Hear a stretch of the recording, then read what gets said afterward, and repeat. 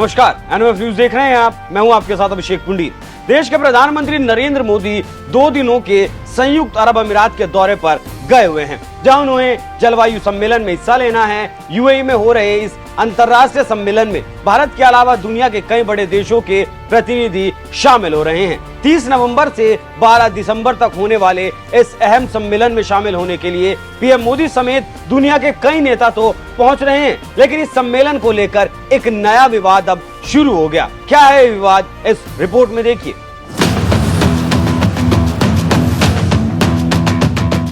भारत ही नहीं, दुनिया के कई हिस्सों में आपने देखा होगा, कहीं गर्मियों में अचानक तापमान में बेतहाशा इजाफा देखने को मिलता है, तो कहीं बेमौसम भीषण बारिश होने लगती है। यानी कब मौसम बदल जाए कुछ कहा नहीं जा सकता। वैज्ञानिकों की माने तो मौसम में अचानक होने वाले इस बदलाव की सबसे बड़ी वजह है जलवायु परिवर्तन, और इसी के समाधान के लिए दुनिया के सबसे बड़े संगठन यूनाइटेड नेशन हर साल COP28 के नाम से एक अंतर्राष्ट्रीय सम्मेलन करवाता है, जिसमें दुनिया भर के छोटे बड़े देश शामिल होते हैं और इस गंभीर मुद्दे पर चर्चा करते हैं। इस बार ये सम्मेलन तेल उत्पादन में सबसे बड़े देशों में से एक संयुक्त अरब अमीरात यानी कि यूएई में हो रहा है, और यही विवाद की सबसे बड़ी वजह मानी जा रही है, क्योंकि यूएई की राजधानी अबू धाबी तेल के उत्पादन में दुनिया के टॉप देशों में शामिल है, और इसी को जलवायु सम्मेलन की मेजबानी दे दी गई। आलोचकों का कहना है तेल भी कोयला और गैस की तरह ही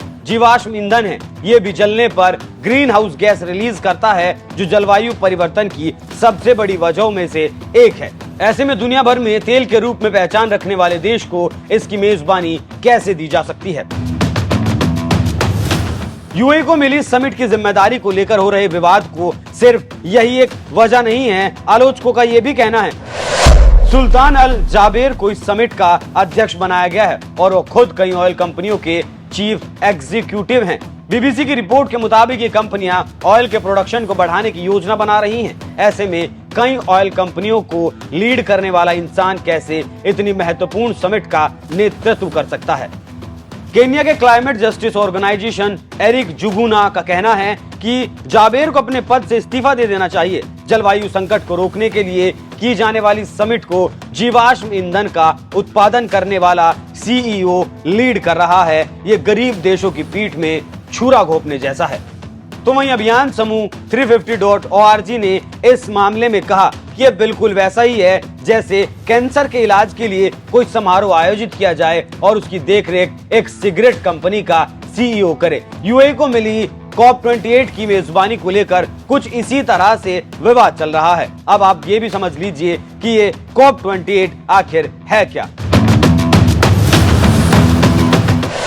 क्या है COP28? अंतर्राष्ट्रीय जलवायु समिट COP28 में COP का मतलब कॉन्फ्रेंस ऑफ द पार्टीज। यहाँ पार्टीज का मतलब उन देशों से है जिन्होंने साल 1992 में संयुक्त राष्ट्र के जलवायु समझौतों पर हस्ताक्षर किया। दुनिया के 198 देश इसमें शामिल हैं। साल 2015 में अपनाया गया पेरिस समझौता इस पहल का एक अहम हिस्सा रहा है, क्योंकि इसी साल ये प्रण लिया गया था कि दुनिया का तापमान 2 डिग्री घटाने की कोशिश की जाएगी। इस बार ये सम्मेलन यूएई में हो रहा है, जिसका मुख्य उद्देश्य कार्बन उत्सर्जन को कम करने और मौसम संबंधी घटनाओं से निपटने में विकासशील देशों का समर्थन करने पर केंद्रित है। इस समिट में हिस्सा लेने पहुंचे पीएम मोदी ने संयुक्त अरब अमीरात के अखबार अल इतिहाद से बातचीत में कहा, ये पहचानना आवश्यक है कि विकासशील देशों ने समस्या के निर्माण में योगदान नहीं दिया है, फिर भी विकासशील देश इसके समाधान के लिए इसका हिस्सा बनने के इच्छुक हैं। वे आवश्यक वित्त पोषण और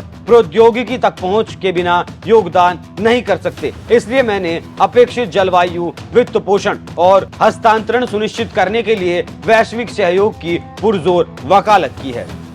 पीएम मोदी का यह बयान बता रहा है कि आज जिस समस्या के समाधान के लिए यूएई में इतना बड़ा सम्मेलन चल रहा है, जिसमें पूरी दुनिया के तमाम छोटे बड़े देश पहुंचे हैं, ये समस्या भारत जैसे विकासशील देशों की वजह से नहीं खड़ी हुई, बल्कि अमेरिका, जर्मनी, इटली, ब्रिटेन जैसे विकसित देशों की वजह से ये समस्या खड़ी हुई है। लेकिन इसके बावजूद बात जब समाधान की आती है तो भारत जैसे विकासशील देशों के साथ ही छोटे छोटे देश भी बढ़ चढ़कर इसके लिए आगे आते हैं, क्योंकि अगर अभी से जलवायु परिवर्तन पर ध्यान नहीं दिया गया तो आने वाले दिनों में इसके परिणाम घातक हो सकते हैं। इसी से समझ सकते हैं कि यह सम्मेलन कितना अहम है। बहरहाल ऐसे अहम सम्मेलन की मेजबानी जिस तरह से कार्बन उत्सर्जन करने वाले देश यूएई को दी गई है, इस पर आपका क्या कहना है? अपनी राय हमें कमेंट कर जरूर बताइएगा। नमस्कार।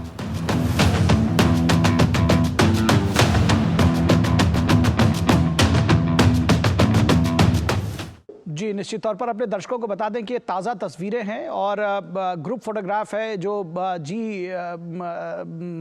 इस वक्त COP28 के सम्मेलन में भाग लेने के लिए नेता पहुंचे हैं। प्रधानमंत्री नरेंद्र मोदी सहित दुनिया के तमाम शीर्ष नेता इस वक्त COP28 सम्मेलन में हिस्सा लेने के लिए पहुंचे हैं। तो ये जो तस्वीरें हैं, ये ताज़ा तस्वीरें हैं जो आपके टीवी स्क्रीन पर इस वक्त आप देख रहे हैं। प्रोफेसर स्वर्ण सिंह, अपनी बात को आगे बढ़ाते हैं। कल प्रधानमंत्री ने एक वहाँ के लोकल डेली में साक्षात्कार भी दिया और साफ तौर पर कहा कि ग्लोबल साउथ की जो विकास की प्रतिबद्धताएं हैं उनसे समझौता नहीं किया जा सकता या उनको पीछे नहीं छोड़ा जा सकता। उनकी जो ज़रूरतें हैं उसको भी ध्यान रखने की ज़रूरत है। किस तरह से इसको देखते हैं और ख़ास तौर पर COP28 में भारत की भूमिका के विशेष संदर्भ में?